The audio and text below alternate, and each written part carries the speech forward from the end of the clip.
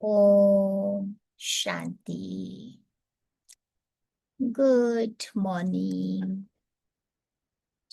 आज बाबा हम बच्चों को इस ब्राह्मण जीवन में आने वाली परीक्षाओं की ओर इशारा कर रहे हैं। बाबा कहते ना, हम सब बाबा के बच्चे परीक्षा हॉल में बैठे हुए हैं। एक एक ब्राह्मण आत्मा मेरा टीचर है जो मेरी परीक्षा लेने वाला है। तो ऐसे कौन कौन से एग्जाम पेपर हमारे सामने आने वाले हैं? जरूरी नहीं है कि सारे एग्जाम पेपर मेरे सामने आवे, लेकिन बाबा कहते ना कि जिन बातों में मेरी थोड़ी कमी कमजोरी होगी वही मेरे लिए फाइनल पेपर बन जाएगा। तो बाबा कहते हैं हमें तैयारी तो सारे क्वेश्चन पेपर की करनी पड़ेगी, क्योंकि पता नहीं है कौन वाला मेरा जीवन का पेपर होगा। तो आज देखते हैं कि ऐसे कौन कौन से टेस्ट पेपर हमारे सामने आने वाले हैं। उसकी अभी से तैयारी करनी पड़ेगी। अंत समय में बाबा कहते वो टाइम नहीं मिलेगा तैयारी करने का।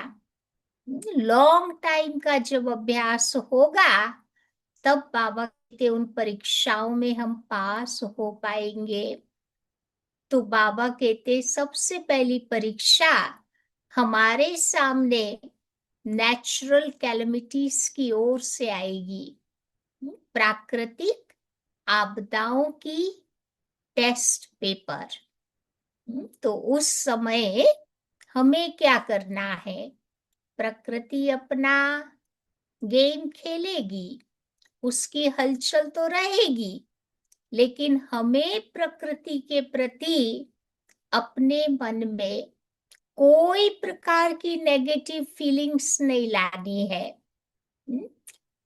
प्रकृति के एक एक तत्वों को अपना मित्र समझ उनके प्रति भी हमें सकाश देनी होगी।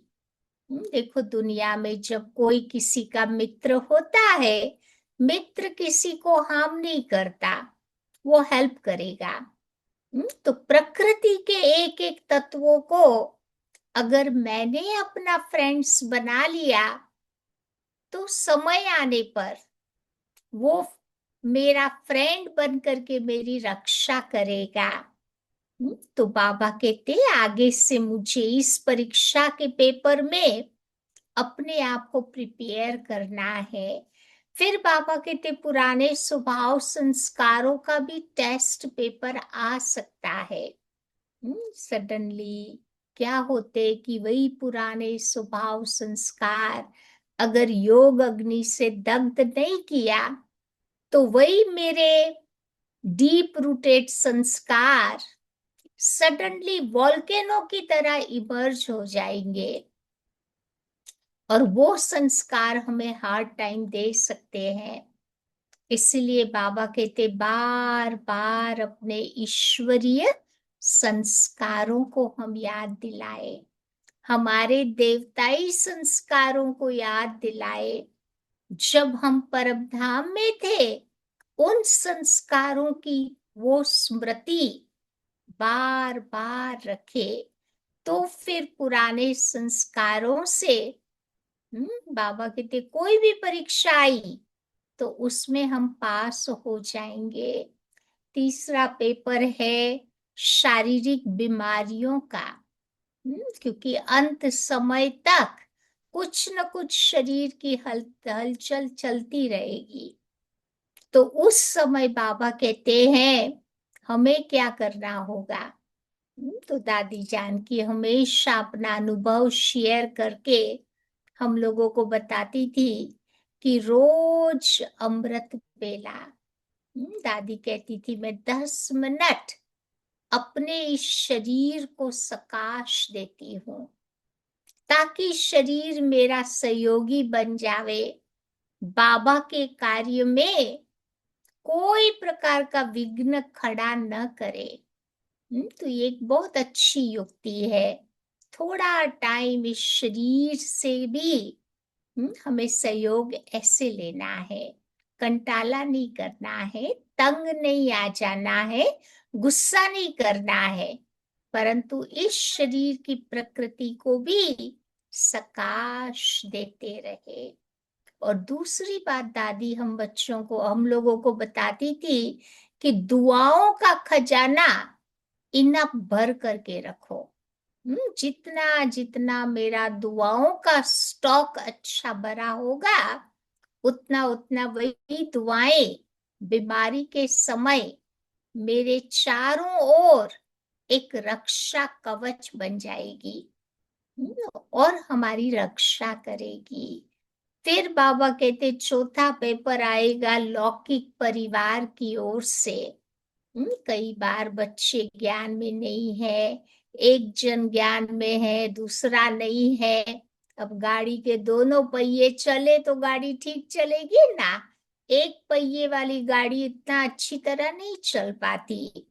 तो बाबा भी कहते हैं कि जो भी आत्माएं हैं उन्हें बाबा का बच्चा समझना है।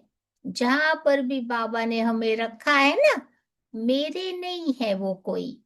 खाली इस जन्म में बाबा ने सेवा के लिए उन सबको मेरे साथ बिठाया है, परंतु वो सब बाबा के बच्चे हैं।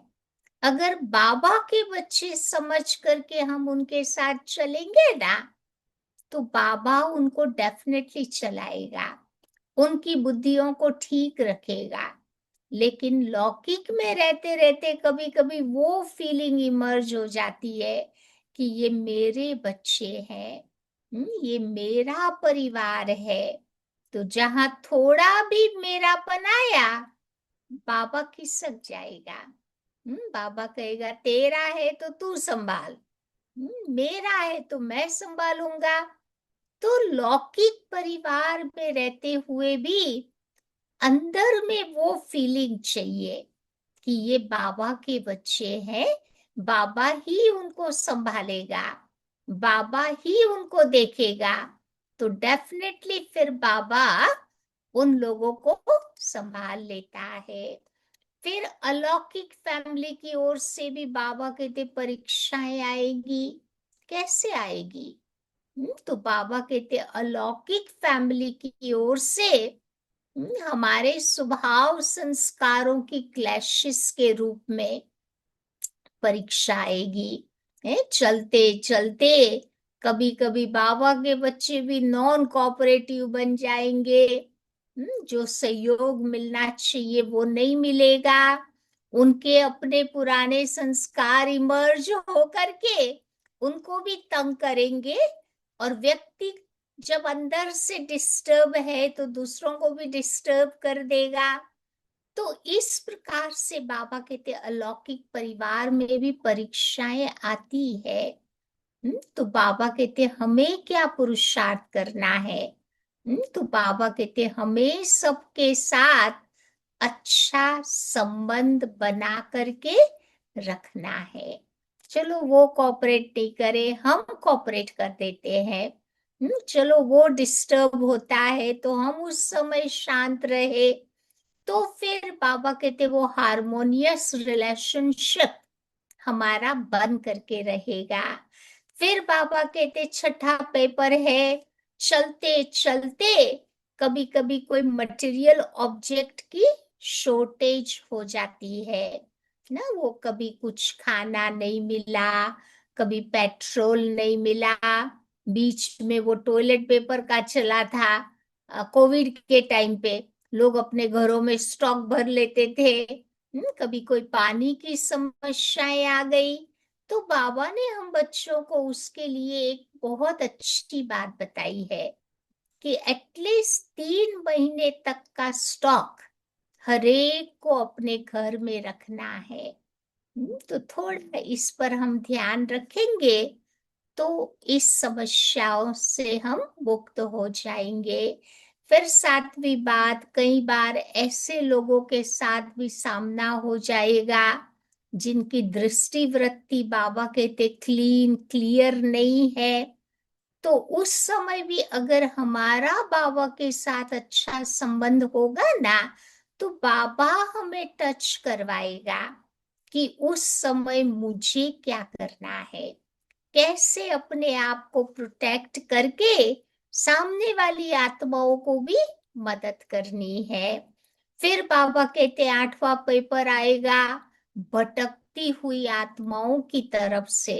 उनसे भी बाबा कहते डरना नहीं है, परंतु अंदर में फर्म बन करके उन आत्माओं को प्यार से गाइड करना है बाबा की ओर, क्योंकि उनको पता नहीं है किधर जाना है, भटकती आत्माएं हैं, तो उनको बाबा की तरफ गाइड करते रहना है।